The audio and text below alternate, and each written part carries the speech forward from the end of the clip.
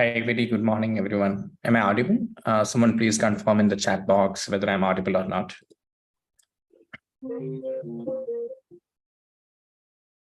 Yes, Mr. Abdullah, you are audible. Thank you so much, sir. Good morning. Good morning. Good morning. How are you doing? I'm good. I'm good. I think with a few people have joined. Am I audible? Someone please confirm in the chat box whether I'm audible or not. Few people have joined. I think we can wait for another 5 to 10 minutes. So Yes, people yes. have joined.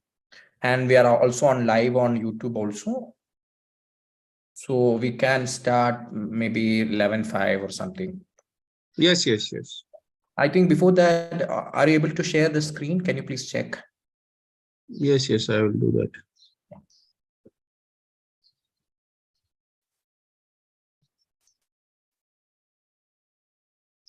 Can you see the this screen? Fine. Yes, it's perfectly fine. Am I audible and visible properly? Yes, both are perfect. Okay, Thank you great. so much, Abhijit, Manish, Alok,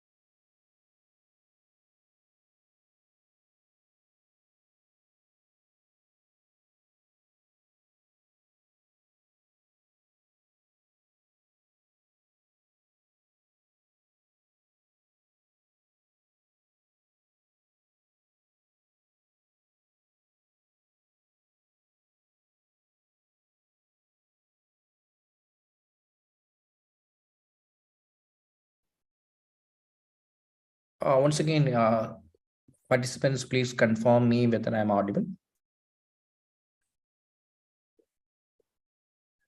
Yeah, thank you, Manjesh. Thank you, Venkatram. All right, so we are starting today's session. This is a series of sessions will be conducted by Mr.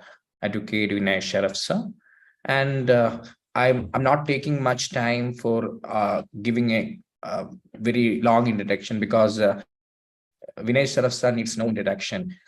He's been a lawyer for long time in high courts as well as Supreme Court. He has been like appeared for many constitutional matters, constitutional challenges with regarding to direct and indirect taxes. You might be heard about his name in many occasions. So warm welcome, Vinay Sharaf sir. It's been pleasure to associate with you, and very warm welcome to all the participants.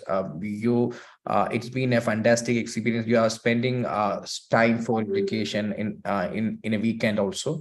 That is very appreciable. Thank you so much for all the participants. Over to you, sir. Thank you, Mr. Abdullah, for giving me this opportunity so that I can share my knowledge about the jurisprudence in the erstwhile era. You see, when we talked about this topic, I said that the reason I wanted to share the knowledge about the jurisprudence in the erstwhile era is that we know that the concepts which have come. Am I audible? I think your voice is breaking. There are some internet issue. It might be. Is it fine now? Am I audible, right? Yes, you are audible. It's fine now. You can continue. It's fine now. Okay. Okay. Thank you. Thank you, everybody. Thank you, Mr. Abdullah, and thank you all the participants who have joined today on this Sunday to listen to this series of discussion on the jurisprudence in the erstwhile indirect tax regime. The reason I believe that we need to dig into the jurisprudence in the erstwhile era is that the GST law has subsumed the erstwhile indirect taxes, that is central tax, central excise, service tax, VAT, entry tax, and some other indirect taxes also. So why it is important to discuss the jurisprudence in the erstwhile era is that the manner in which the GST law has been drafted, if you carefully read and scrutinize, you will find that the most of the concepts have been borrowed or almost identically worded as they existed in the previous era. So if we know the jurisprudence in the erstwhile regime, we will be able to handle most of the issues of interpretation and the litigation which is going to arise in the near future. We will be effectively and deftly able to handle most of the issues which we are going to face in the coming future.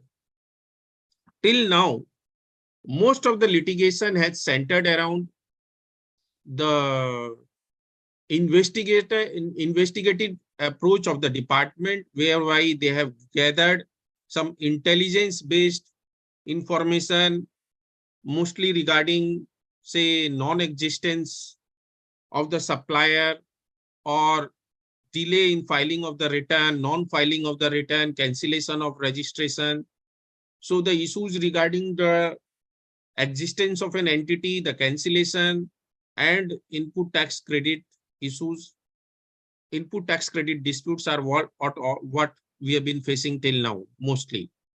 And there are some authority for advanced ruling judgments, which even though we read and we try to understand the context and the meaning, but mostly it is irrelevant because it is binding only between the department and the concerned SAC. It does not create a binding precedent like a judgment of a tribunal or a high court or a Supreme Court. So while we can always decipher and gather knowledge from a judgment of an authority for advance ruling, but to have a binding precedent which we can persuade any authority, through which we can persuade any authority, we need to dig deep into the past. We need to look into the jurisprudence which is already there in the disputes which arose in the VAT era, disputes which arose in the central excise era, in the service tax era, in the central sales tax era. So these are all very important. I fortunately have been practicing indirect tax since more than 25 years. And I have had the privilege to see the rise, the birth, and the evolution of VAT law and service tax law, and evolution of central excise, central sales tax, and other indirect tax laws. So I want to discuss what I have learned in all these years. My sole objective is to share the knowledge with you all, so that you can use not only the jurisprudence, but I will also, through this series, try to share my practical experience and the practical side of how to deal with the litigations which we are going to face in the future. Am I not audible? Mr. Suman is saying that no audio. Am I audible, participants? Yes, thank you. So my objective is to share my knowledge and also to share my practical experience to handle various issues. Now to start with, I have chosen the topic classification because I believe, considering the multiplicity of rate which is there in the GST era, is going to lead to multiple litigation with respect to classification disputes.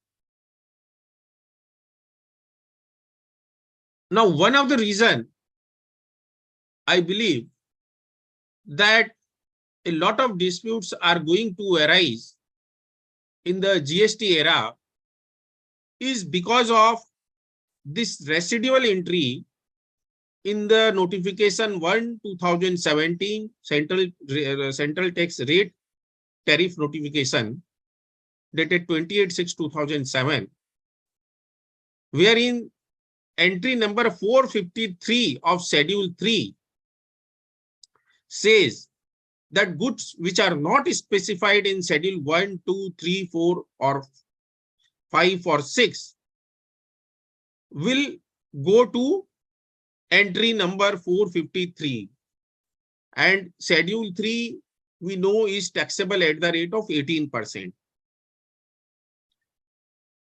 So I believe that in most of the cases, in many of the cases rather, where the department is not able to match the description which a SAC is using in its invoice, the manner in which it is described in its invoice, if it does not match with the description as it is given in the notification with respect to a chapter or subheading, then they may consign it to entry number 453 and they may seek to tax it at the rate of 18%, particularly when you see it is enjoying the benefit of a lower rate of tax, that is 5% or 12% or nil rate, or maybe the benefit of exemption.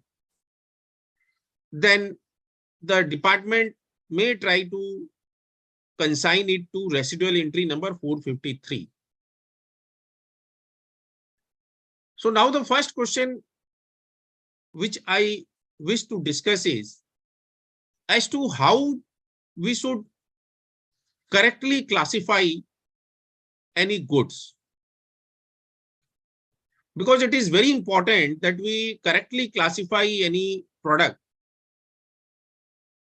Unless the product is properly classified, since the GST is an indirect tax, transaction-based tax, and if a SSE does not recover it from its customer, and 2 year or 3 year down the line, if the department says that, look, you are not taxable at the rate of 5% or 12%, you are taxable at the rate of 18%, then the amount of tax which the particular SSE will have to pay along with the interest and penalty may result into even the closure of the business, and it may be a death knell for that particular SSE. So it is very important that we understand how a product is classified, the entire rule of interpretation, the basic fundamentals of the classification, and then we go into the discussion of the jurisprudence. So first of all, many of you might be aware that the classification of the goods in the GST regime or earlier era also, it was based on the harmonized system of nomenclature. It is also referred to as HSN code in short. So what is this harmonized system of nomenclature?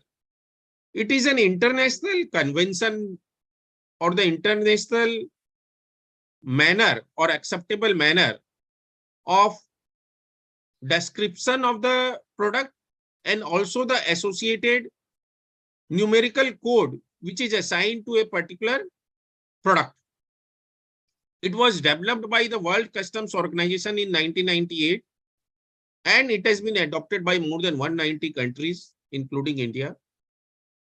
So what it does is that the product is uniformly described in the tariff, and it has an associated code, which is a 6-digit code.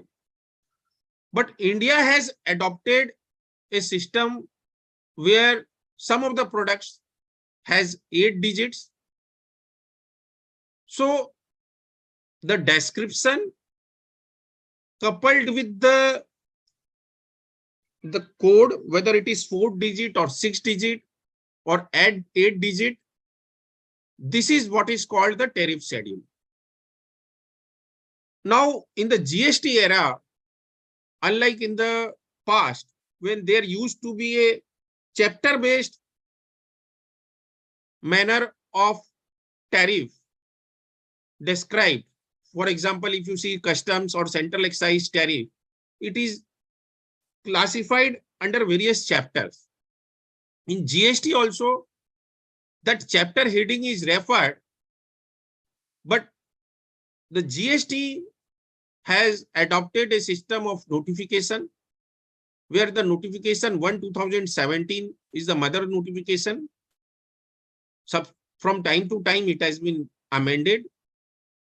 It has 7 schedules. The schedule 1 prescribes a rate of 2.5%. Now 2.5% is CGST, 2.5% is SGST. So identical to the CGST notification, you will find a SGST notification also. So 2.5%, Schedule 1 prescribes a rate of 2.5%, Schedule 2 prescribes a rate of 6%, Schedule 3 prescribes a rate of 9%, Schedule 4 prescribes a rate of 14%. Then Schedule 5, 6, and 7 are not so relevant. Main schedules are Schedule 1 to 4. Now, with respect to classification,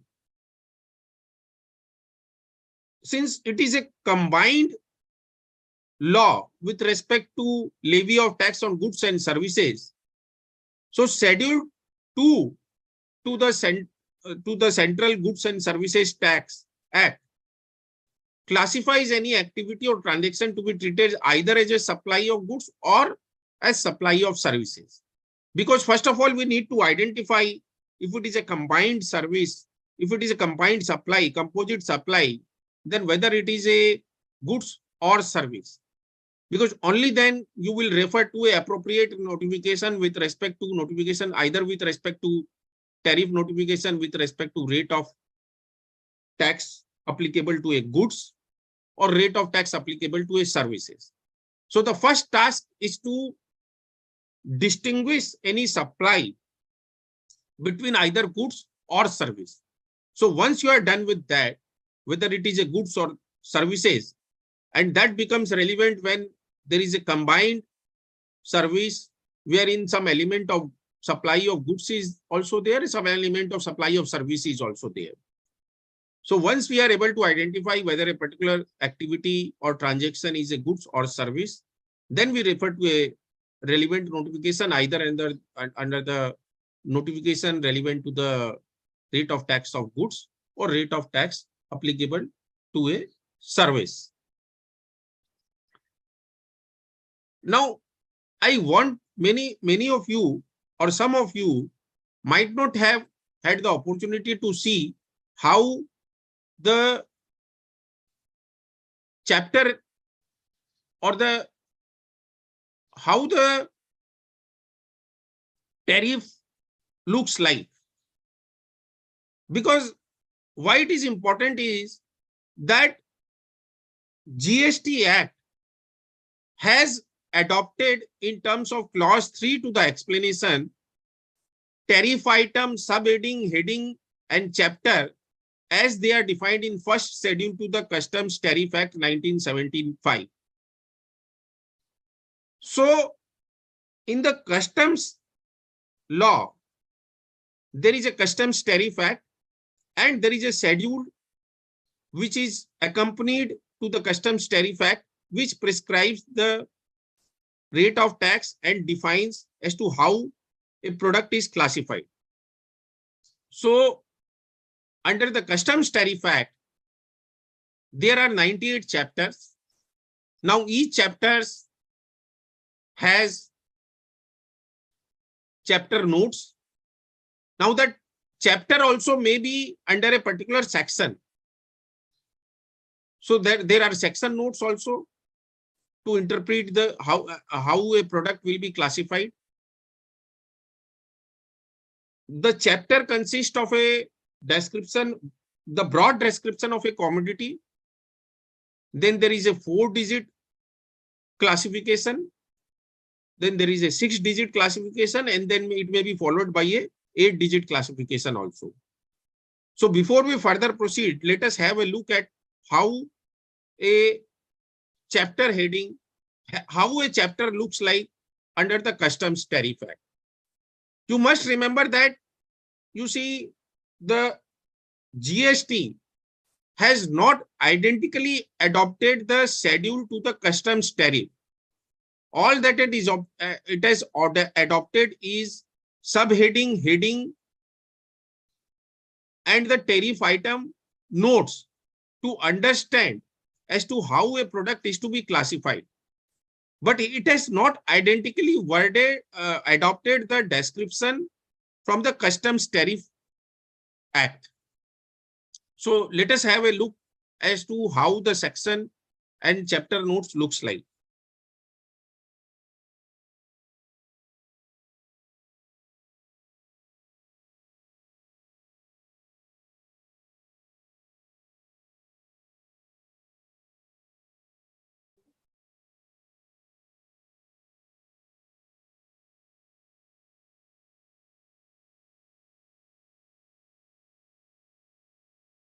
Let us see this section 11 relating to textile and textile article.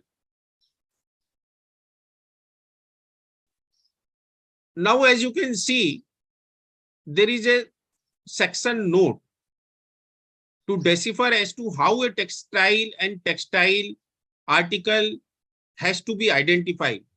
Whether a article is textile article or not, we have to read this section note.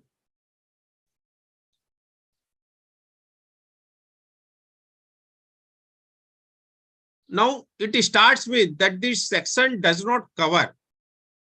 So there are items which may look or which may appear to be textile item, but this section note says that these items, even if they appear to be textile item or they are known as textile item, they will not be covered in the textile chapter. For example, if you refer to note H, it says that the woven, knitted or crocheted fabrics, felt or non-woven, impregnated, coated, covered or laminated with plastic or articles thereof of chapter 39. So suppose there is a fabric and it is coated or impregnated with or laminated with plastic. So once that is done, then it will not be covered in the textile and it will go to chapter 39, which is related to plastics. Then similarly, if you see note IJ, it says that the woven, knitted or crocheted fabrics, felt or non-woven, impregnated, coated, covered or laminated with rubber or text articles thereof, chapter 40. So if it is laminated with rubber, then it goes to 40. So it is a textile item. For example, it may be an item of, say, cotton fabrics, but the cotton fabric is laminated or coated with, say, article of plastic of chapter 39 or article of rubber of chapter 33, then it disqualifies itself from being classified as a textile product and it goes to either as a plastic product or plastic item or rubber item. So like that, you see, it may also happen that something appears to be an item of plastic, but it may be covered in the chapter heading relating to textile. For example, let us have a look at the section note G. It says that monofilament of which any cross-sectional dimension exceeds 1 mm or stripe or like of an apparent width exceeding 5 mm of plastic .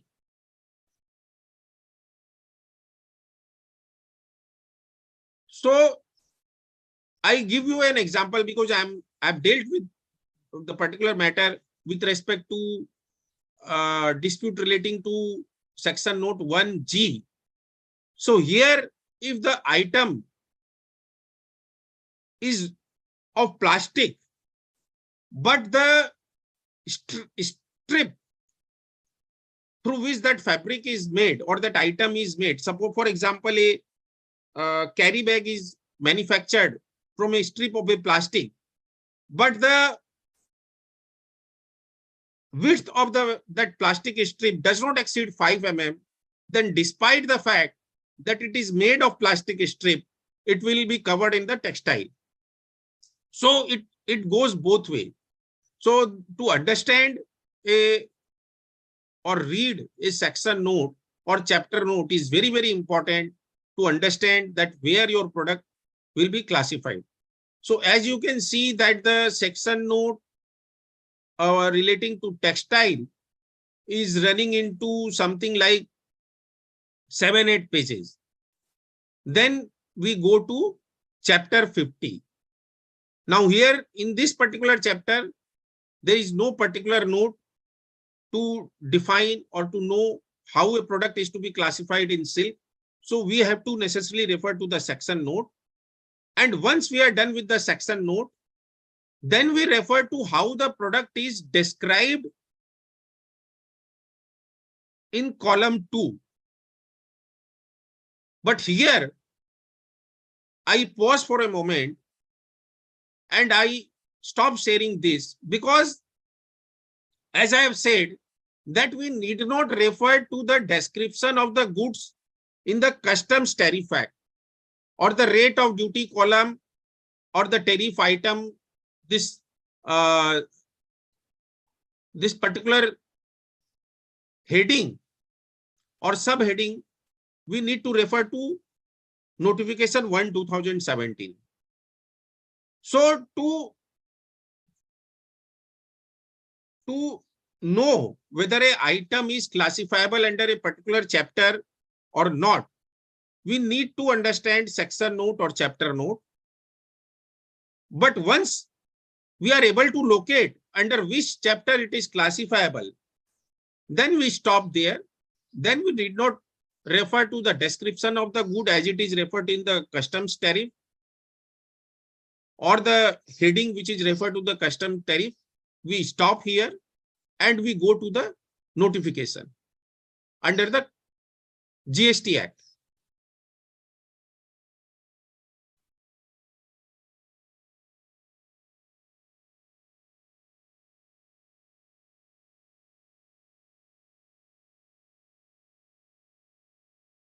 So now I will just share with you the notification 1/2017.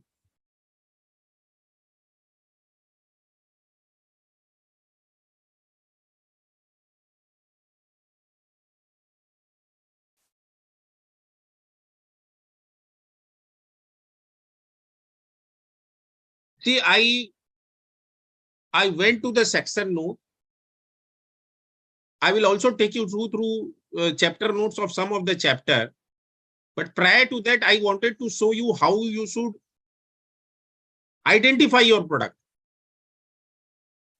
So what I did is that suppose my item, I have a doubt whether my item is an item of plastic, whether my item is an item of rubber, whether my item is an item of textile. So I go to the section note, I read and I interpret. Then I know that it is an item of textile. So that hurdle is crossed. So once that hurdle is closed, in order to know under which particular chapter heading or subheading my item is classifiable, we come to the notification 1/2017 under the GST Tariff Act. Rather, sorry, there is no GST Tariff Act, only there is a notification. Unlike the central excise or customs where there is a Tariff Act and there is a schedule appended to the Tariff Act, here we have a notification. And as you can see, notification 1/2017, at the end of it, there is a explanation, and explanation 3 and 4 are very important. Explanation 3 says that tariff item, subheading, heading, and chapter shall mean respectively a tariff item, heading, subheading as specified in first schedule to the Customs Tariff Act. And then it says that the rule for interpretation of first schedule to the Customs Tariff Act, including the section, chapter, and explanatory notes, shall so far as may be applied to the interpretation of this notification. So as we see that in each schedule, so schedule 1, it starts with chapter heading 03, 04, 05, 06. So it goes on like that. So suppose my item is an item of plastic or say textile. So I see whether it is under, I can find it under schedule 1. I can see that item 39 is not there under schedule 1.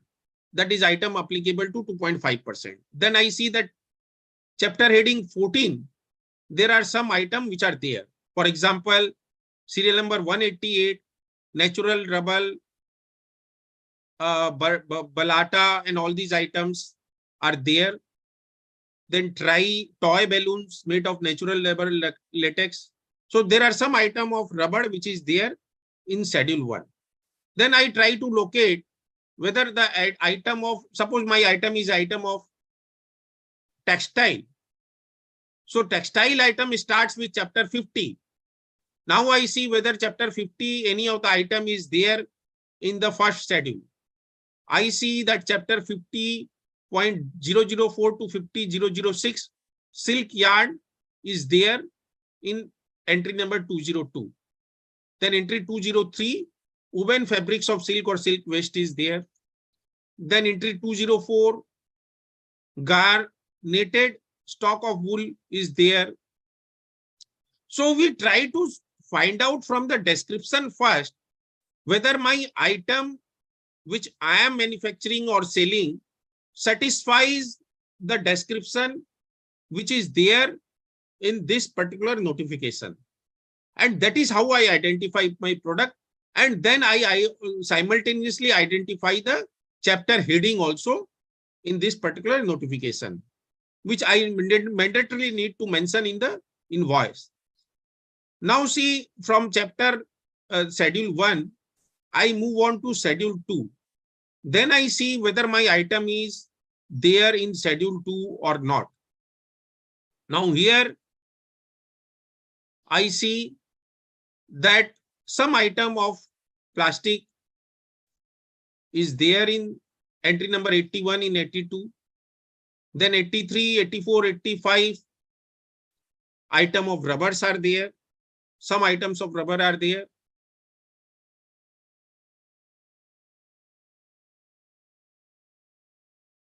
Then entry number 133. Friends, can you see the screens here which I am sharing, and whether it is visible to all of you? This notification which I am sharing.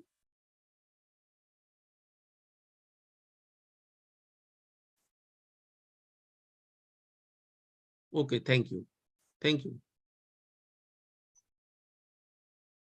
Okay, someone is asking me to enlarge the view. So let me see whether I can do that. Okay.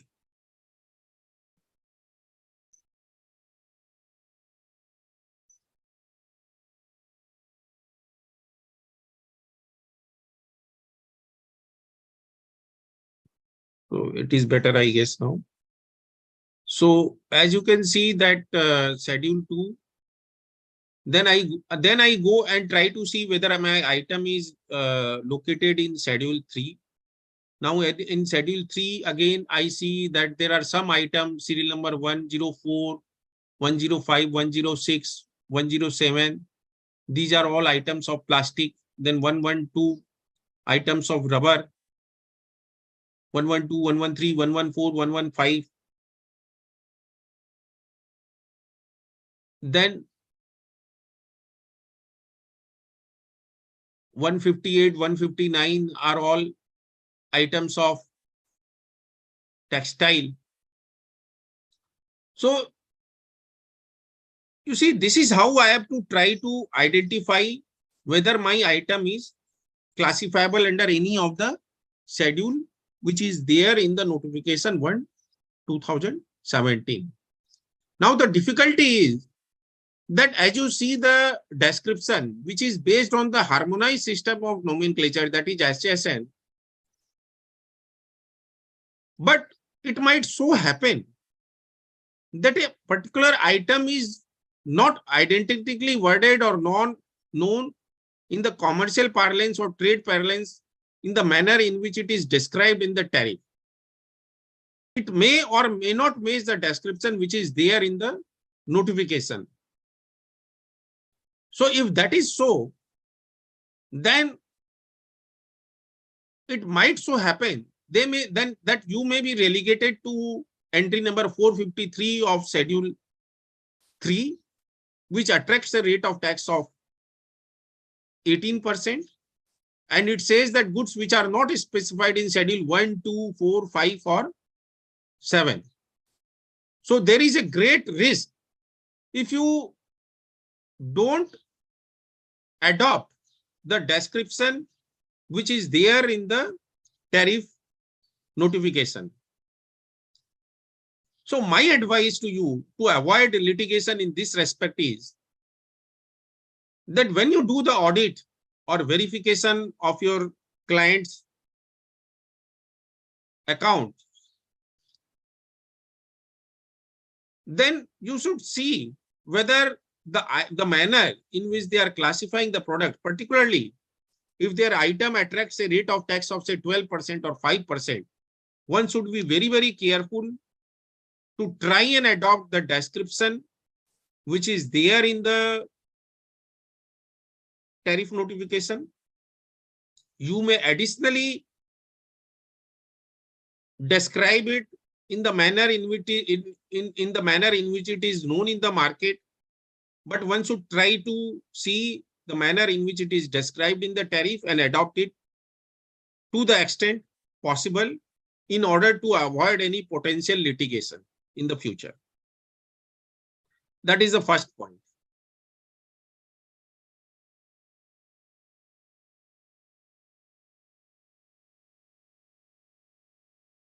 Then, in order to, whenever you see it is not possible to identify or to find out as to what is your item,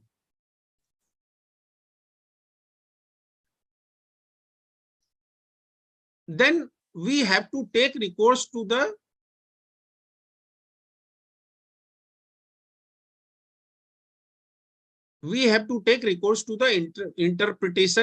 interpretative rules.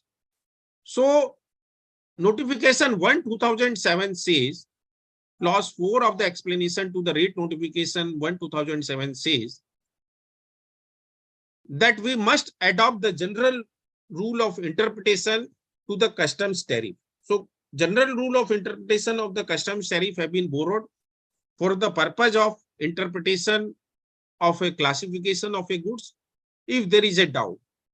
So the first principle is that if you are able to identify your product or locate your product on the basis of the description which is there in the tariff notification, then you need not bother about the interpretation of the tariff schedule.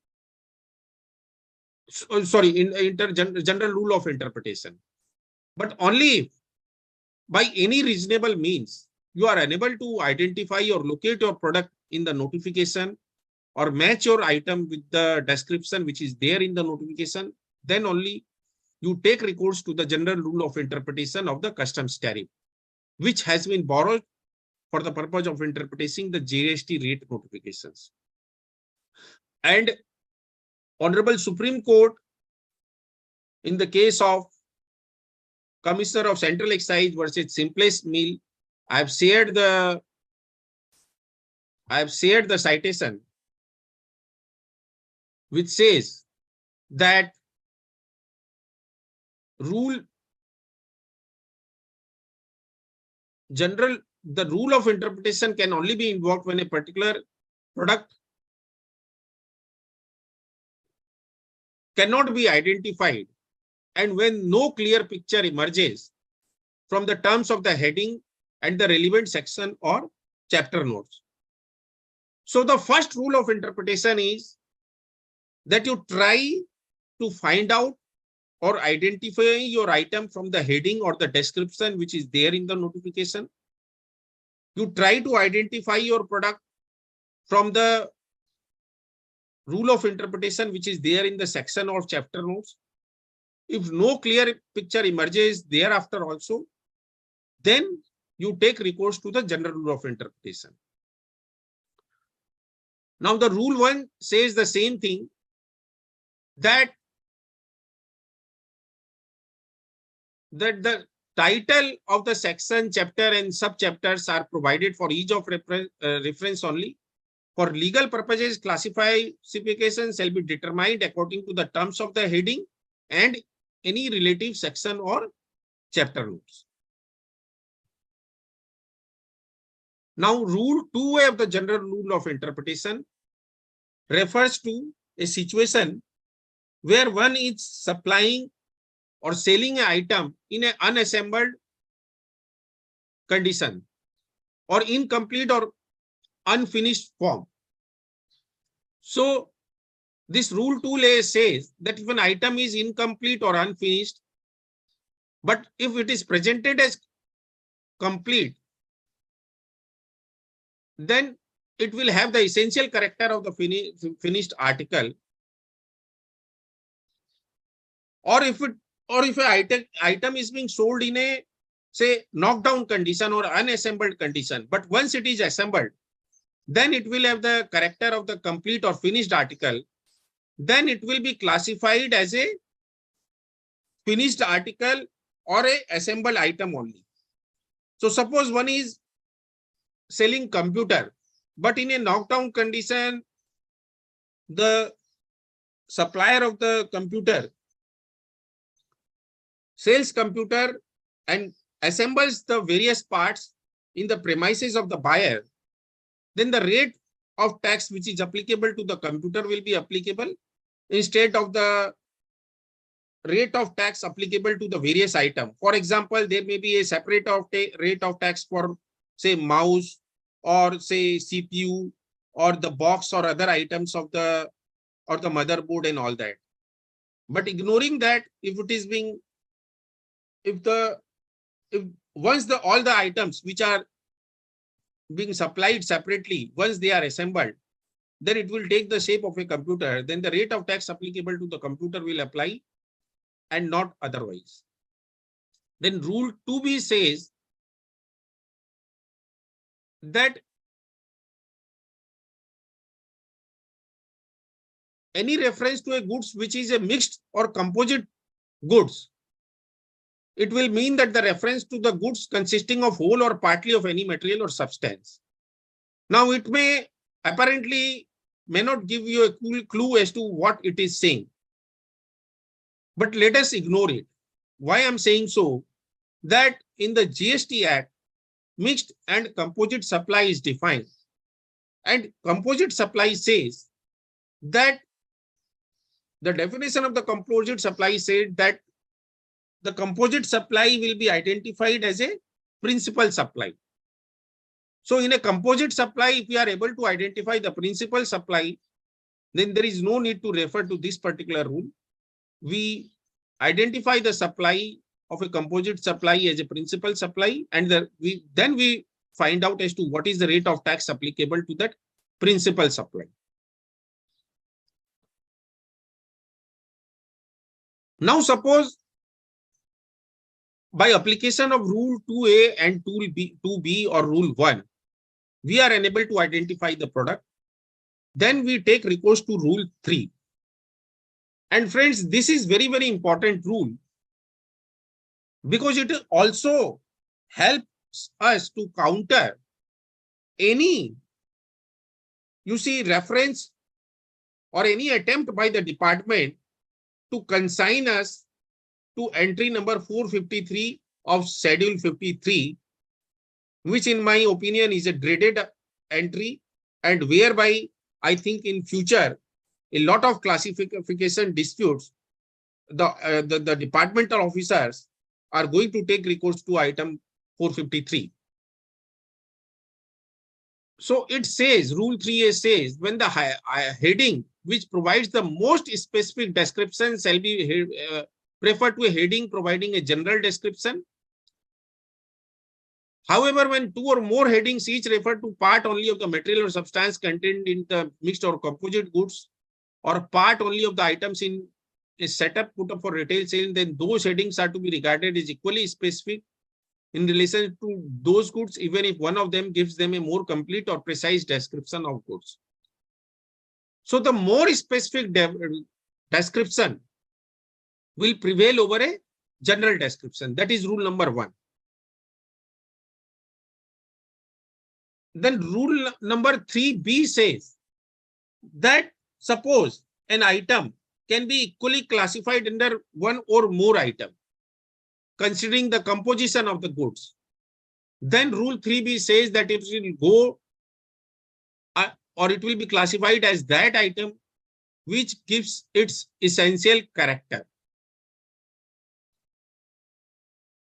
And if rule 3B also fails, suppose they are equal, suppose suppose a textile fabric which is a composite of wool as well as cotton, and one can say that they are equally classifiable under either of them. Both of them gives them its essential character.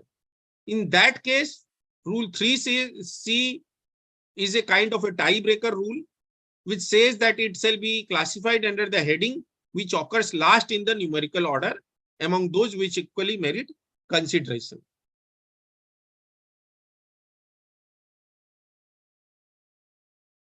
Now, rule 4 says that suppose by all reasonable means, we are unable to classify an item under rule any of the tariff item, then it says that it shall be classified in according to an item which is most akin to the item which we are supplying. Now, rule 5A and 5B relates to the packing item, and it says that that should be classified as if with the item which they are sold. So packing item will generally be classifiable with the item they are being sold.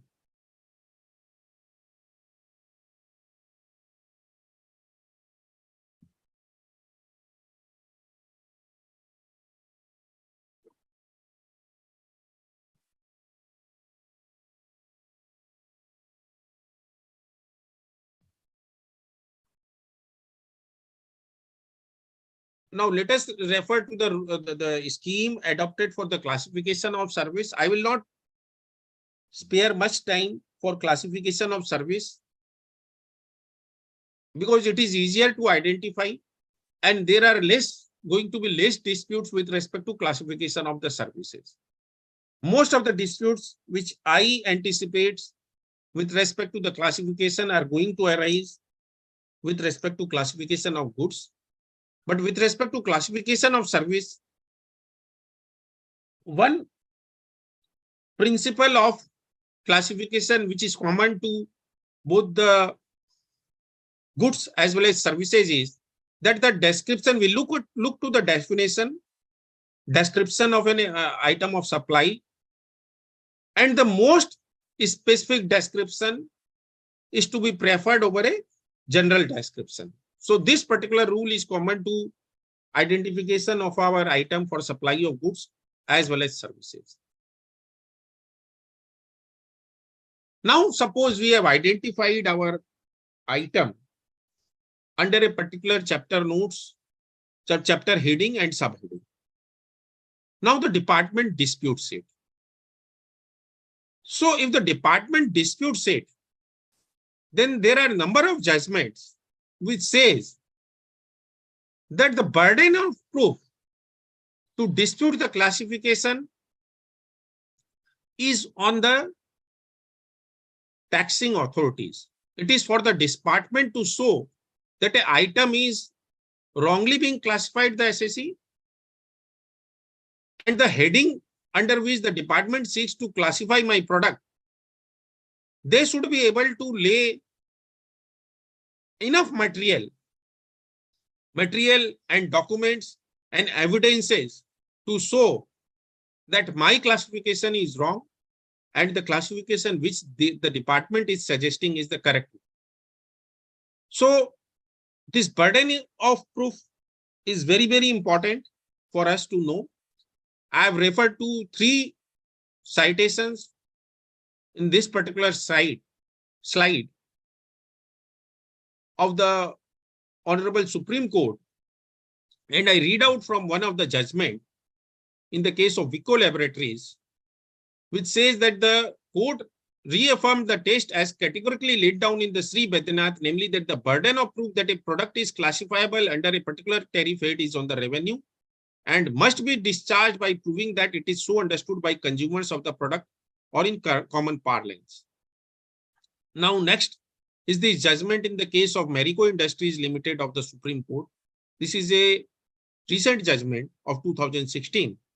It says that the burden of proof is on the taxing authorities to show that the particular case or item in the question is taxable in the manner claimed by them. There should be material to enter appropriate heading in that regard, and the material may either be oral or documents, and it is for the taxing authority to lay evidence in that behalf even before the first adjudicating authority. So friends, once we are able to reasonably identify under our product under a particular heading or subheading, then our task is easier, unless you have totally misclassified the item, and by no remote resemblance, your item can be said to be the item under which you are seeking its classification. The department seeks to impose a tax upon you, then the burden is upon the department. Here, my advice is that I've seen that many of the people are running to the authority for advanced ruling, seeking classification. Now, my advice is that first of all, you try to see whether your classification is correct or not. And if you feel that unless there is a very good reason to doubt your understanding, one should not go and rush to the authority for advanced ruling, because once your identification of a classification is reasonable, then the burden will be on the department to seek change of the classification, and the burden is a heavy burden which they may not be able to discharge. It may lead to litigation, but ultimately the success will be yours.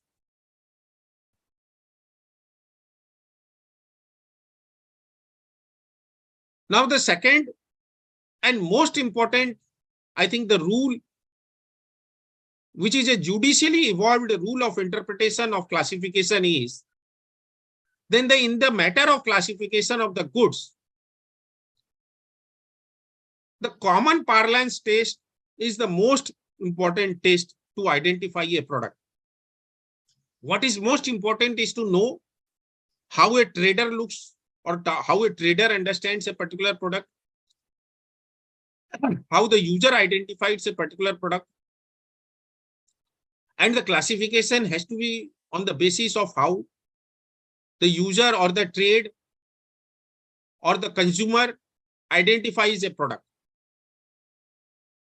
The chemical, the understanding of which is of a technical nature should be ignored, and the common parlance or the trade parlance understanding will override any technical understanding or scientific understanding of a product. Now, here I refer to some of the judgments which are very, very important in the context of the commercial parlance or trade parlance test. Here, this judgment of the Honorable Supreme Court in the case of Connaught Plaza Restaurant Private Limited, it was held that in the absence of statutory definition in precise terms, it is construction of words, entries, and items in the taxing statutes in terms of their commercial or trade understanding or according to their popular meaning. It operates on a standard of average reasonable person who is not expected to be aware of technical details of goods. It is construction in sense that people conversant with subject matter of statutes attribute to it. Rigid interpretation in terms of scientific and technical meaning is to be avoided.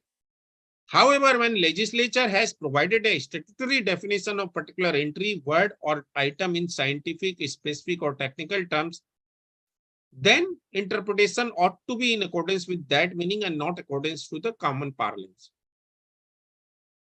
So friends, again, we go back to the original rule. First of all, we try to identify our item in accordance with the chapter heading, the description, the chapter notes, and the section notes. If the item which we are seeking classification is defined in a particular manner in the chapter note or section note or in the tariff schedule, then we go by that understanding or the meaning which is already defined.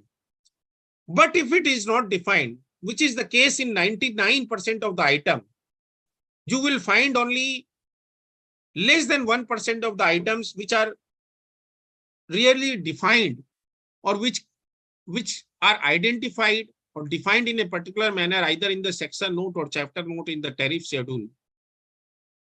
Then we have to fall back upon the common parlance test. So this common parlance test, according to me, is the most important test in the identification of the product. We first take recourse to the heading and subheading. Now that heading or subheading may be technically this way or that way, but if the trade identifies a particular item in a particular manner, then we have to overlook every other thing and see how the consumer looks at the product and what is his perception, and the user understanding is the most important factor in classification of a product.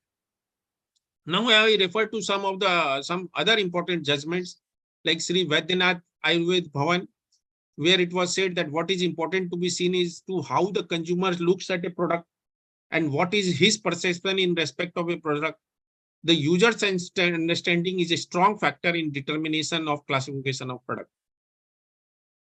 Now, in this Supreme Court judgment, KDI Agglomerated Marbles Limited, it was held that the primary object of classifying products in fiscal statute like Central Excise Act being for raising revenue, the settled rule of interpretation is that the various heading or subheadings in the tariff should be understood not in the strict scientific in technical sense, but in their popular sense. That is the meaning assigned to them by those trading in and using the product.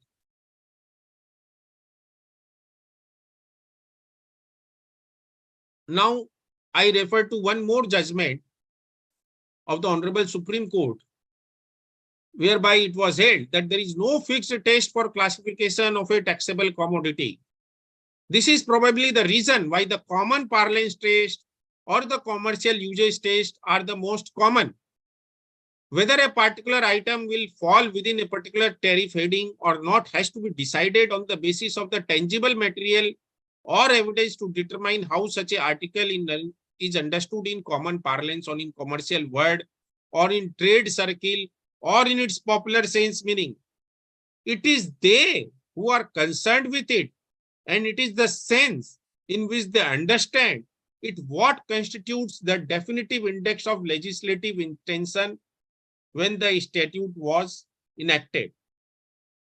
Now, in this another very important Supreme Court judgment, it was said, in determining the meaning or which was connotation of words and expression describing an article or commodity, the turnover of which is taxed in sales tax enactment, if there is one principle fairly well settled, it is that the words or expression must be construed in the sense in which they are understood in the trade by the dealer and the consumer.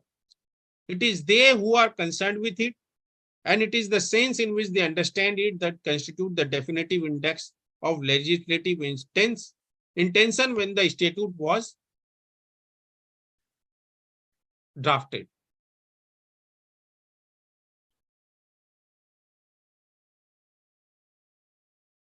Now, there is another very important judgment of Honorable Supreme Court. I am reading out the last few sentences from this judgment. It is a matter of common experience. It is a matter of common experience that the identity of an article is associated with its primary function. Now, friends, this is an extension of the commercial parlance test. That is a functional test. So it says that we have to try to identify what is the function of the test, and if through functional test also we are able to relate the product to the description in the chapter heading, then that this test also can be adopted to classify a product.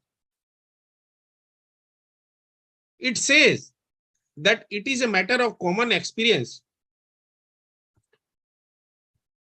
that the identity of an article is associated with its primary function. It is only logical that it should be so. When a consumer buys an article, he buys it because it performs a specific function for him. There is a mental association in the mind of the consumer between the article and the need it supplies in his life. It is the functional character of an article which identifies it in his mind. Now, it was a dispute relating to glass mirror. So the dispute was whether it has to be classified as a mirror or a glass, because it entailed different rates of tax. So it was said that in the case of a glass mirror, the consumer recalls primarily the reflective function of the article more than anything else. It is a mirror, an article which reflects images. It is referred to as glass mirror only because the word glass is descriptive of the mirror in which glass has been used as a medium for manufacturing the mirror. So here you see the functional test was adopted to classify the article. The dispute was whether it is an article of glass or whether it is a glass mirror. So it was held by the Honorable Supreme Court that the function which it performs is that of a mirror. So the medium, which is glass, becomes irrelevant. It pales into insignificance, and it has to be classified as a mirror and not as a glass, despite the fact that you see it is made of the glass. But it is not the buyer or the consumer who is buying it, not buying it because it is a glass. They are buying it because it is performing the function of a mirror. So sometimes you see the functional test, which is in a way subset of a common parlance or the consumer understanding test only, is also a very useful test to identify a product and its classification.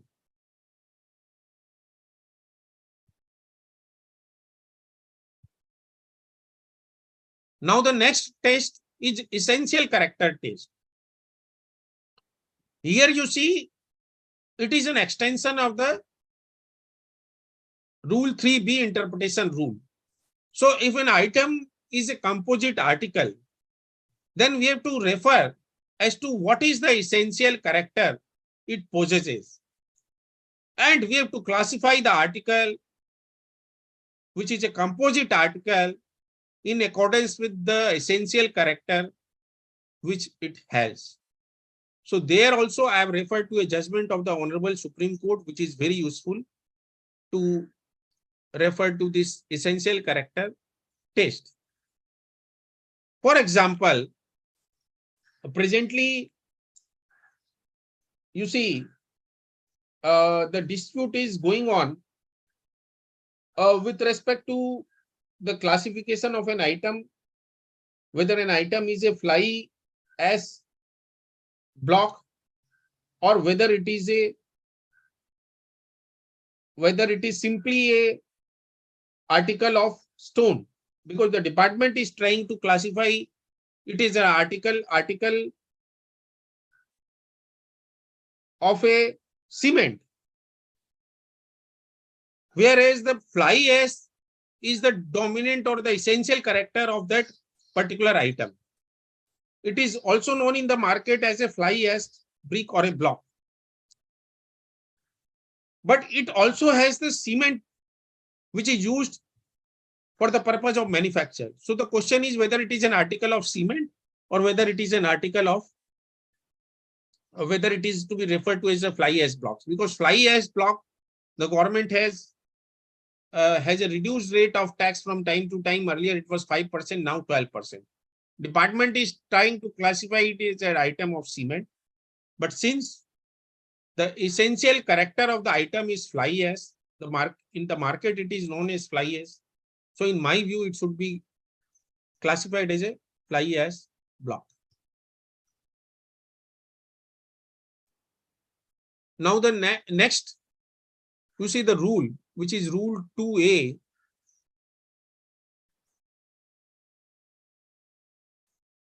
Is classification of unfinished item. Now the Rule 2A said that an item which is unfinished but which has the essential character of the finished item will be classified as a finished item, even though it has not taken the shape of a finished item.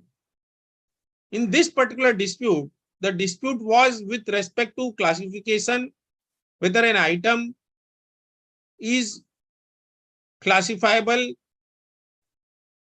as a item of crayon, plastic crayon, or whether it is an item of pigment and preparation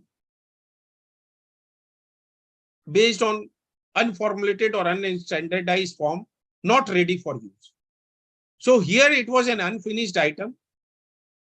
It was an unfinished crayon. So the department tried to say that no, it is a preparation of an unformulated or unstandardized or unprepared form, not ready for use. Because obviously it was not ready for use. Whereas the SEC wanted it to be classified as a plastic crayon, because even though it was unfinished, but it has all the character or characteristics of a finished item of a plastic crayon.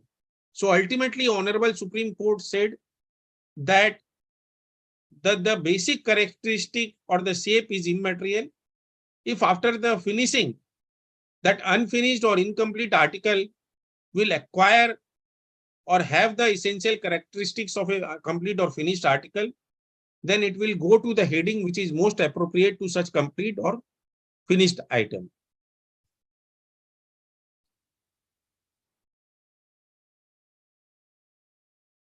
Now, one very important, I think, issue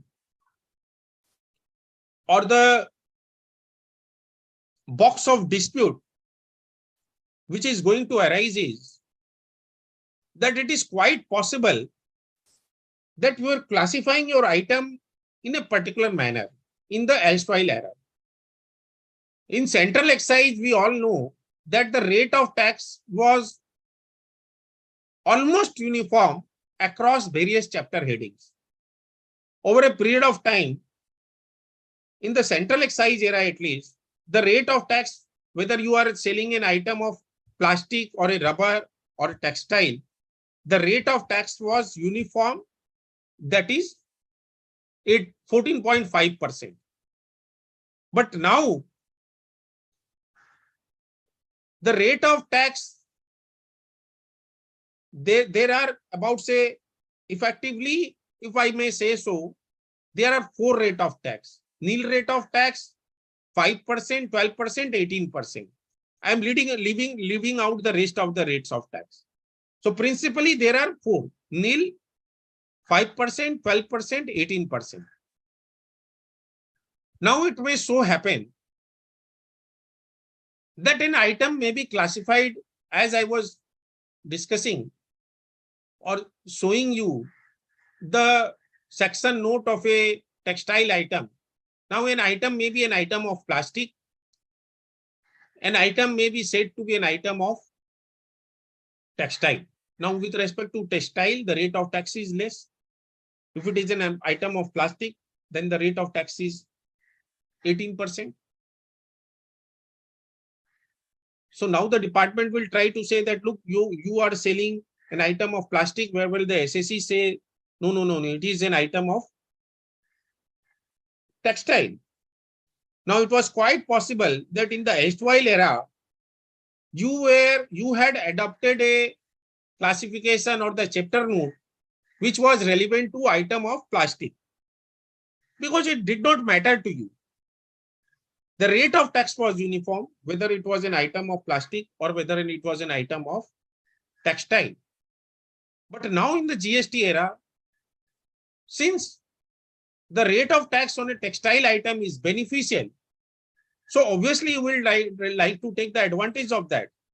The question is whether it is possible for you to change the classification, or whether you will be prevented or can be prevented from doing so, because all along, say for more than, say, 20 years, 30 years, you have been classifying it in a particular manner. So can the department say that no, now we cannot allow you to change the classification because you have been adopting a particular classification for so long. So you now cannot now come and say that, you see, now my item is an item of fabric and it is not an item of plastic. So herein, there are several judgments which will come to your rescue. The number one, which I am discussing right now, is Dunlop India Limited versus Dunlop India Limited and Madras Rubber Factory versus Union of India. It is a Supreme Court judgment. I read out the relevant paragraph. At one stage, Mr. Sanghi pointed out that in certain bill of entry of Dunlop India Limited, their agents, Messer so and so, gave the ICT item number 87 with regard to the imported VP latex. This, according to Mr. Sanghi, clearly shows how the appellant themselves have understood the matter.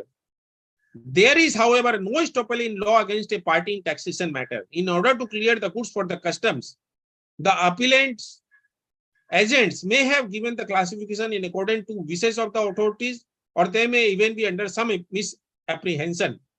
But when the law allows them the right to ask for refund on a proper appraisement, and which they actually applied for, we do not attach any significance to this aspect of the matter pointed out by counsel. The question is of general importance and must be decided on its merits.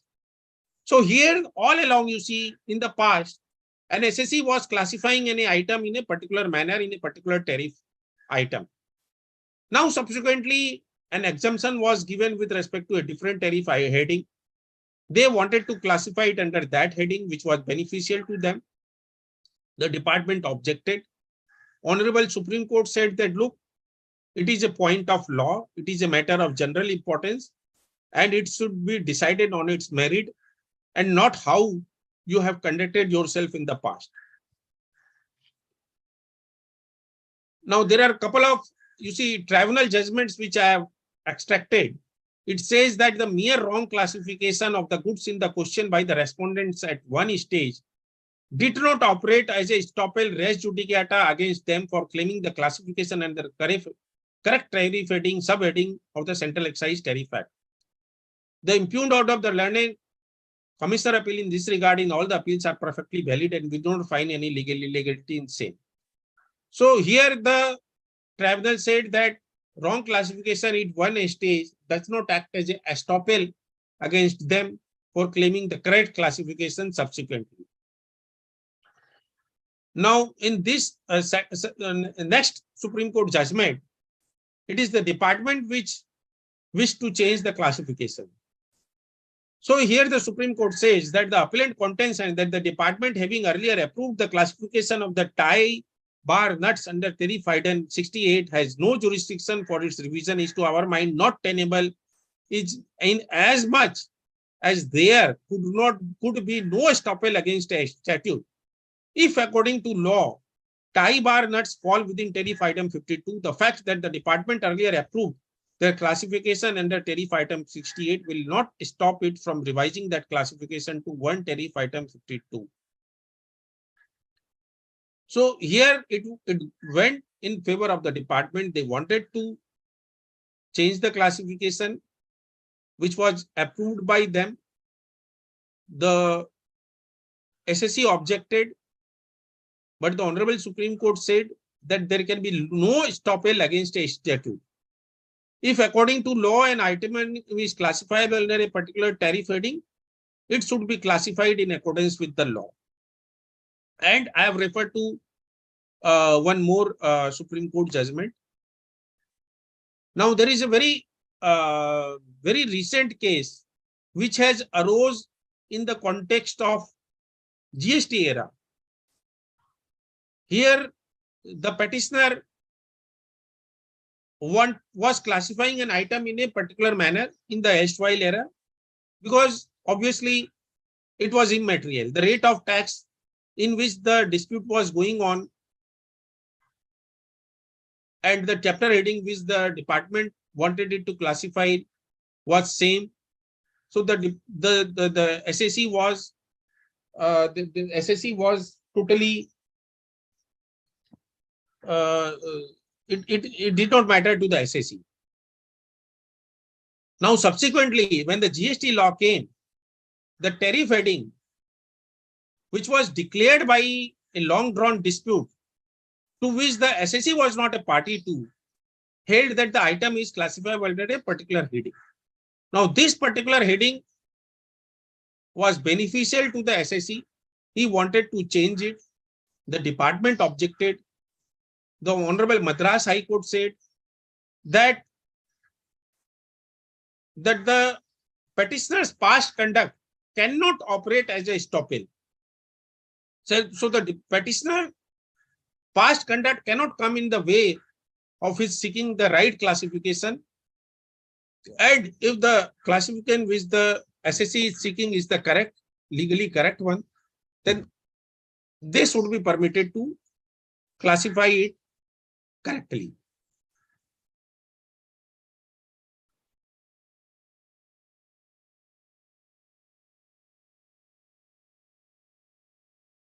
Now, in this particular Supreme Court judgment, which is also a recent judgment, here the SSC was classifying it as an electrical equipment, and it was an item which was being used in the railway signal. It was an item of use of the railway signal.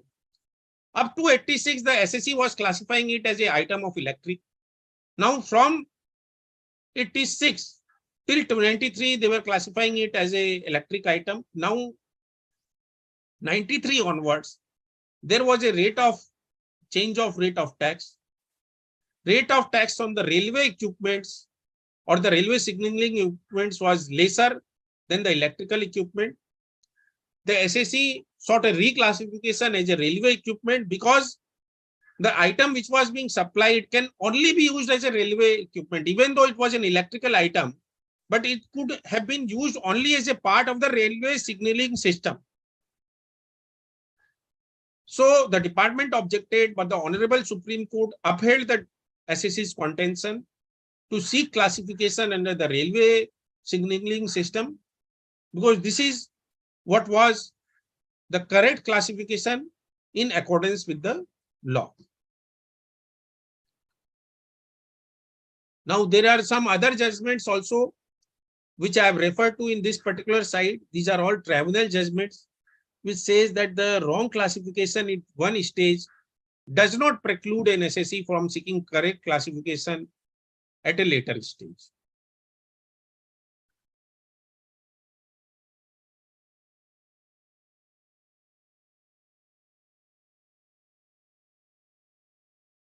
Now, this is again, there are some citations which I have given in this particular site with respect to the proposition of law that there can be no estoppel against the law. And if the item is being wrongly classified in the past, it does not mean that it should continue to be classified in a wrong manner in the future also. Now, there is another very important proposition of law in the matter of classification,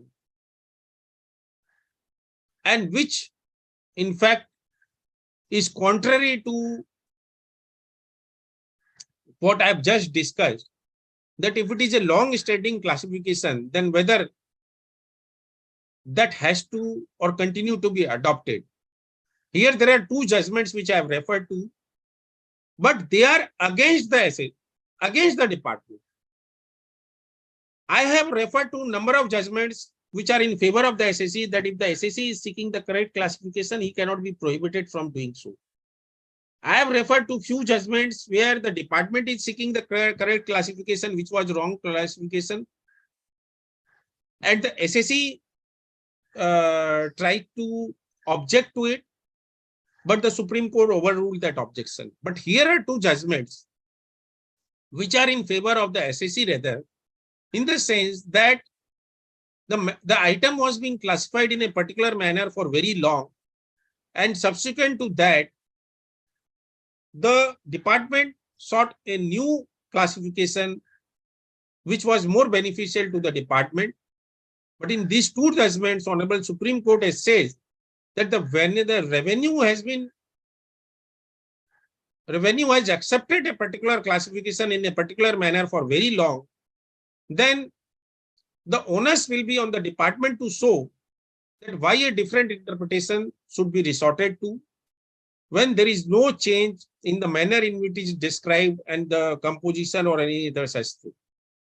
So again, the burden is on the revenue. So it speaks of the burden on the revenue to seek a change in the classification. So I think this is very, very important, that even when the department is seeking any change of the classification, there is a heavy burden which lies upon them to establish through the material and the evidences to show that the change which they are seeking is correct. Now, another important proposition of law, that an expert opinion cannot be ignored unless the department has a material to discard the opinion of an expert. So my advice in case of a classification dispute is that there are 2-3 things which a SSE should do immediately as soon as a classification dispute is raised by the department. We know that there is a heavy burden which lies on the shoulders of the department to lay evidences to seek change in the classification. So whether they are able to discharge their burden or not is a matter which is not in our control. But what is in our control is to substantiate the classification which we are seeking. In order to substantiate that, any SSE should do 2 things first. One is to try to gather evidences with respect to the commercial or the trade understanding of their product, how they are known in the market. And in order to do that, they can take some declaration or certificate from some of their reputed customers. They can take an affidavit or some declaration from their trade association or chamber of commerce that, look, this particular product is classified in this manner only, and it is understood in this manner by the trade. So in order to substantiate your trade understanding, you take some certificate or declaration or affidavit from your customers, which are well-known, reputed customers. It may be government, the government department also. Then you take some sort of a declaration or certificate from the trade association. You may also get your product tested by a government laboratory or any reputed laboratory and see what your item is and get an expert opinion on the certificate.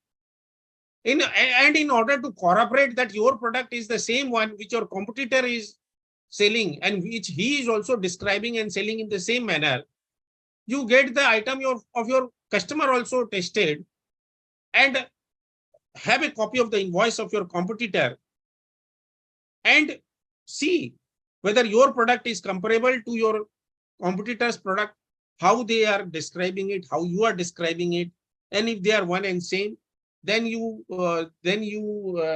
pass the test of the commercial parlance test also, and you also have an opinion of expert in your head. Once you have opinion of expert in your hand, then that opinion cannot be discarded by the department unless and until they are able to gather any credible evidence in their favor from a credible source. So I think it is very important to gather evidence in your favor as soon as any classification dispute arises. So I have referred to some of the judgment which talks about that unless the department has a contrary material, they cannot discard the finding of an expert. Here I refer to one of the judgment of the Supreme Court, which says that be that as it may, the department itself drew samples on the said product on more than one occasion. The deputy chief chemist has given test report and communicated the same white later dated so and so, stating that the sample which forms of a liquid is composed of mineral oil and a small amount of additives. Now I refer to the last few sentences which says that it is well settled and need no restatement at our hands that the test report given by the chemical examiner are binding upon the department in the absence of any other acceptable evidence produced by it in rebuttable. In the present case, the department has neither produced any evidence to rebut the reports of the chemical examiner nor impeach the findings of the test report. Now here, I have referred to some High Court judgments. A Gujarat High Court judgment says that once the competent authority who is technically qualified to tender opinion in related to technical standards prescribed under the provision of Food Adulteration Act and rules thereunder as standard is opinion, it would not be open to take a contrary stand unless until such technical opinion is displaced by the scientific and cogent opinions in the form of another technical opinion. Now I refer to one judgment of the Supreme Court, which says that affidavits and certificates from experts, professionals, and persons in the trade presented before the board in 1981 and considered by the board.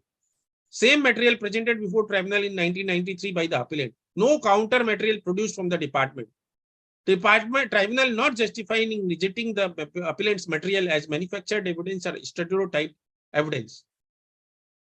So friends, here one thing is very important, that you may not have in your possession or you may not be able to access any government laboratory or government expert. But even if it is so, you may obtain a certificate of a chartered engineer or any professional or expert in the field who may be able to identify your product and say that, look, this is the product in which it is known, and these are the characteristics of this particular item. So this is also very, very important to identify your experts and take a certificate from your experts.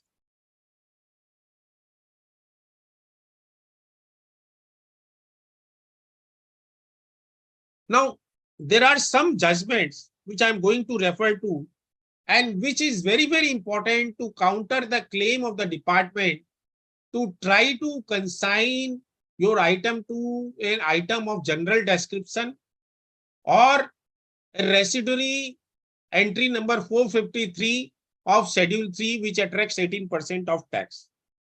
Here, the principle of law, which has evolved over a period of time, is that the specific entry will prevail over the general or the residual entry. In this particular case, CCE versus Chavdani Industries Limited, the Honorable Supreme Court said that in the present case, since the goods were covered by a specific heading, the same cannot be classified under the residuary heading at all.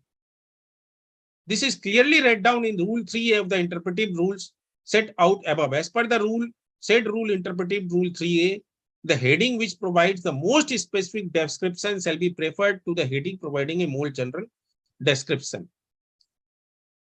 Then it says that when an article by all standards a reasonable claim to be classified under an enumerated item in the tariff schedule, it will be against the very principle of classification to deny it the parentage and consign it to the orphanage of the residual clause.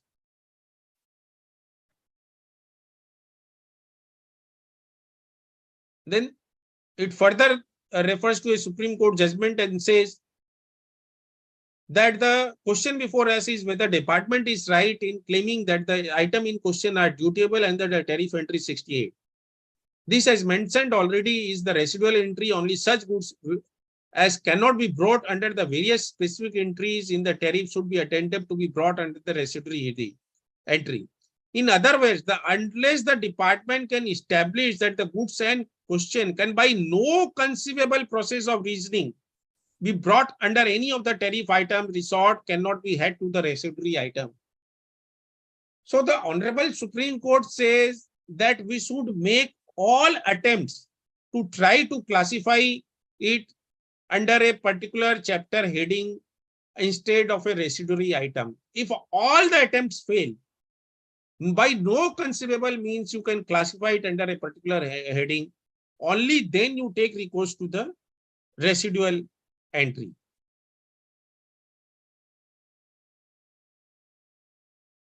Now, similar proposition of law is given in some other judgments also. Now, another very also important proposition of law in the matter of the classification is that when two views are possible, then the view which benefits the SSE should be adopted. So the benefit of doubt will go to the favor of the SSE and not to the department.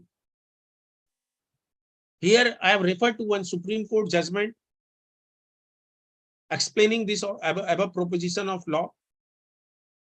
It says that one aspect deserves to be noticed in this context. The earlier tariff advice number so and so, on the basis of which trade notice number so and so was issued by the collector of central excise, is binding on the department. It should be given effect. There is no material to record to show that this has been rescinded or departed. Even assuming that the later tariff has a different view about which there is no positive material, the facts about point out of the concerned department itself was that the considerable doubt about the matter. The position was not free from doubt. It was far from clear. In such a case where the two opinions are possible, the SSE should be given the benefit of doubt, and that opinion which is in its favor should be given effect. Then there is another Supreme Court judgment which says that it is now a settled principle of law that when two views are possible, one which favors the SSE should be adopted. Another Supreme Court judgment says that in the case of classification, the entry which is beneficial to the SSE requires to be applied. There are other Supreme Court judgments also, which I have referred to in this slide, which refers to the same proposition of law. Now, the last aspect which I wish to discuss is that suppose you classify your product in a particular manner and a circular comes out and it says that it has to be classified in a particular manner henceforth. Now, for the period prior to the clarification, whether the extended period of limitation can be invoked. So in this regard, there is a judgment of the Honorable High Court which says that once the reclassification notification circular is issued, the revenue cannot invoke the extended period of limitation to make demand for a period prior to the said notification. So friends, with this, I come to the end of discussion from my side.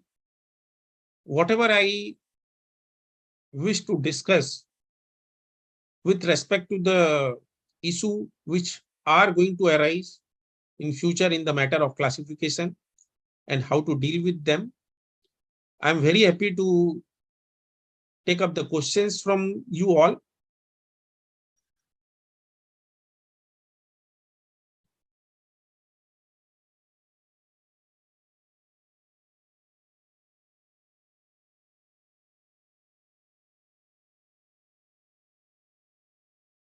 There is a question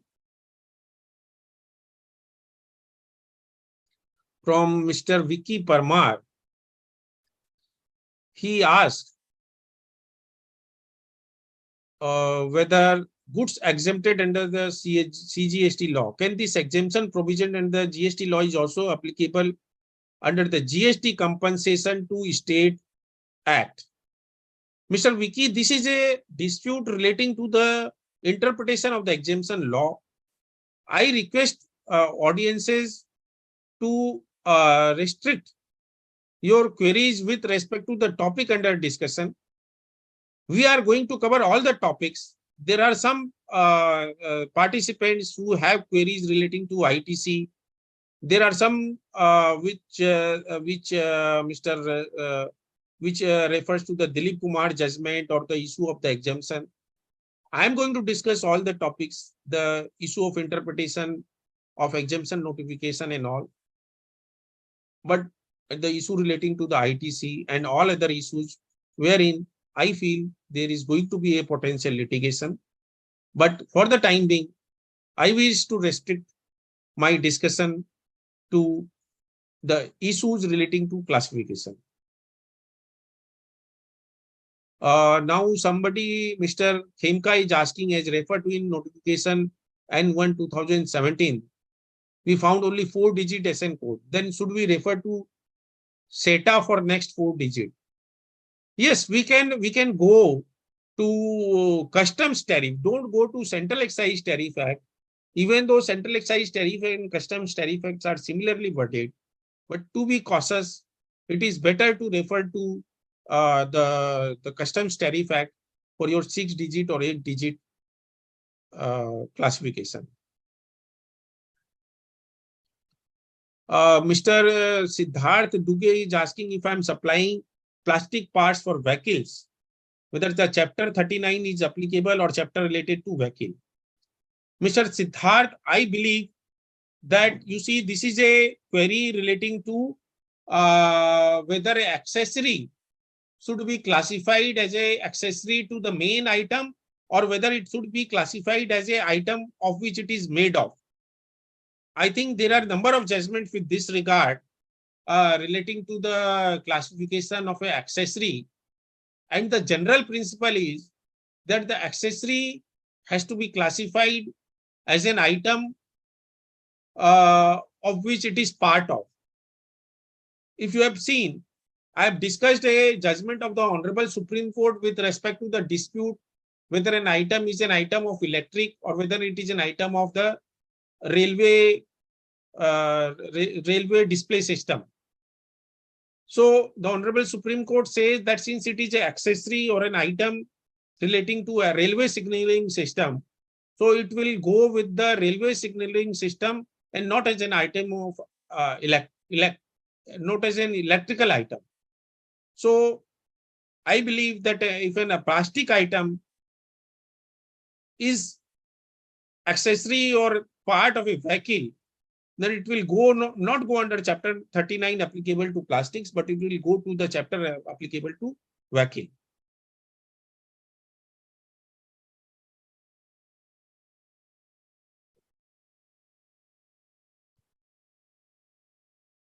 Mr. Manjesh R is asking, laptop classifying under FT47 together with CIF, transportation cost included. Should the freight charges be classified under 9965 or 8471? Here the answer lies in the definition of the composite goods. The definition of the composite goods says that you have to identify the principal supply and the incidental supply will be classified along with the main supply. So if one is buying the laptop, then the transportation is incidental to the purchase of the laptop, and the transportation cost will be included in the cost of the laptop, and you have to discharge your tax burden as under chapter 18471 instead of 9965.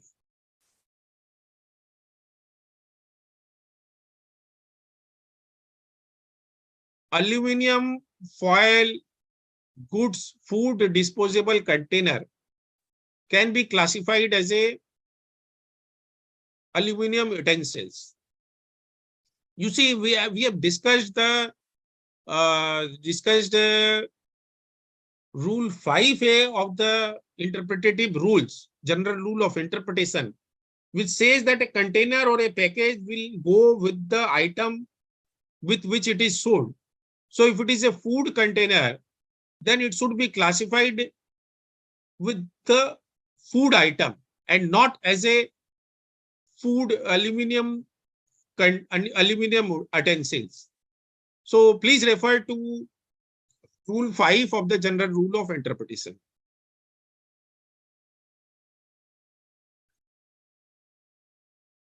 Then there is a question, what is the Mr. Ganesh is asking whether this webinar may be shared to our emails or we can view the recordings. It is already available in the YouTube. I can request the the YouTube be shared with you all, that, or you may access it on your own in the YouTube. Then there is a question: what is the HN code for health mix containing cereals and pulses? If you elaborate your query, then probably I can make an attempt to answer your query. I am not able to exactly understand.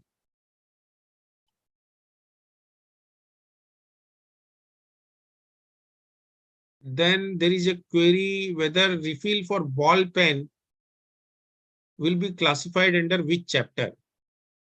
Refill for ball pen is an accessory of ball pen, and it should be classified with the ball pen.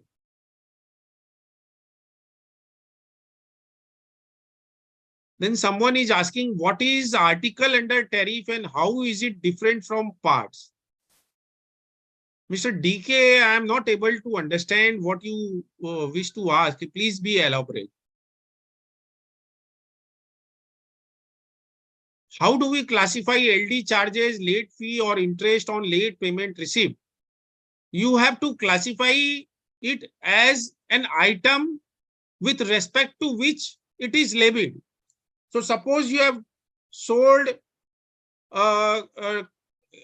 say, car or a motor vehicle, and it is the rate of tax is 28%.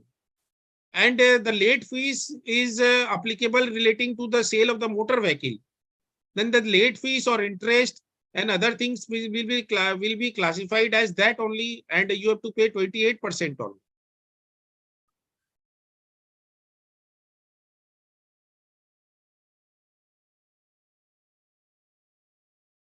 Yes, I will certainly share the PPT with you all.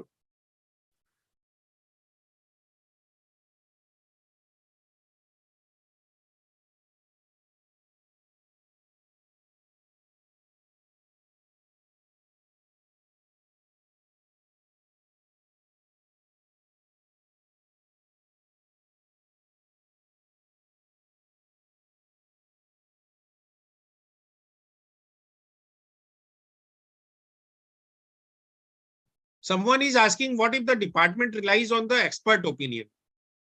Now you see, Mr. Kaushik, if the department may rely upon the expert opinion, but if you are able to counter it with the common parlance test, then that will prevail over the technical test. So the first and foremost test is the common parlance or the trained understanding. And after that only we refer to the expert opinion or the technical understanding of a particular matter.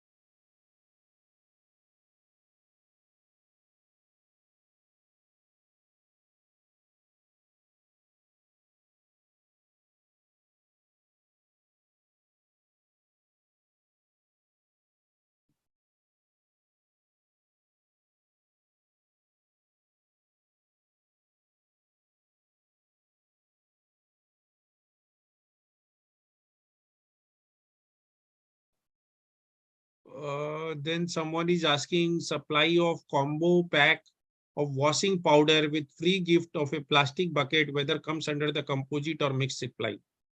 It is obviously a composite supply. The plastic bucket is only incidental to the supply of the washing powder, and it should be classified.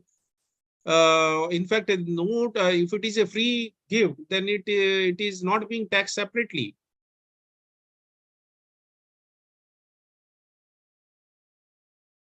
Then Mr. Dukania is asking, in case of port, whether the berth or terminals will be considered as if it is plant or machinery or civil asset, and we are able to take input tax credit.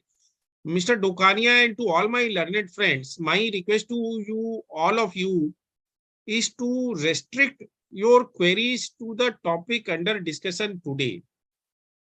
I understand that you have many queries, but I assure you that in the 10 sessions which I'm going to take on a fortnightly basis, all your issues I'm going to answer, everything will be discussed, but we are going to take it topic wise. So we will not, you see, discuss the topic, or I will not take up the queries which is not related to today's discussion. Thank you very much. I hope you appreciate. And one just more announcement which I wish to make is that ideally I should be taking the next session on 11th of December, but due to some personal difficulty, I will be taking the next session on 18th of December. So instead of this being fortnightly, the next session will be after 3 weeks. With this, I think we can close our today's session, Mr. Abdullah. So what do you say? Yes, sir. We can close it now, and we'll announce the next session's date, maybe December 11 or December 18. We will finalize it and we'll announce it later. And all the participants will be informed next session date due to prior to the date. And thank you so much, sir. Thank you so much for the time. And a lot of people are messaging me. This should be continue for like long time. Like everybody is enjoying. I think there are a lot of comments are coming in the chat box itself. The session is very excellent. I'm getting personal message also in the WhatsApp. And thank you so much. It's indeed a great thought-provoking session. So there will be a good future for professionals like chartered accountants, lawyers. Like there are umpteen number of litigations are coming lining up. Thank you so much. Thank you. Thank you. Yeah. And I request you to kindly share the PPT with the participants. I will share with you. Definitely. We'll do that.